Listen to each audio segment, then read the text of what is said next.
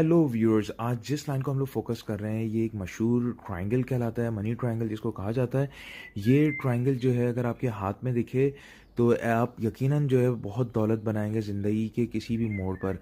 ये ट्रायंगल जो है कैरियर लाइन की तरफ से शुरू होता है, जो कि यहाँ पर आपको एक लाइन दिख रही है।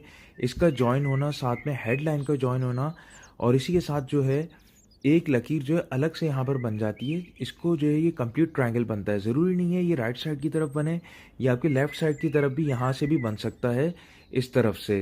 तो इसका ज़रूरी एक तरफ होना ज़रूरी नहीं होता है, और हो सकता है आपकी लाइन ये थोड़ी टेढ़ी-मेढ़ी भी हो, ये लक लाइन, या जो आपकी हेड लाइन थोड़ी टेढ़ी हो, उससे मैटर नहीं करता, या ये भी टेढ़ी हो, वो ट्रायंगल मगर ज़रूर बनना चाहिए। अगर ये ट्रायंगल आपके हाथ पर बनता है, दोनों हाथों पे या एक हाथ पर भी, तो आप ज़िंदगी में जो है बहुत दौलत यकीनन बनाएँगे। चाहे आपका बिज़नेस हो या वो प्रोफ़ेशन हो कोई भी। अधिक अच्छे वीडियो के लिए लाइक और सब्सक्राइब करें।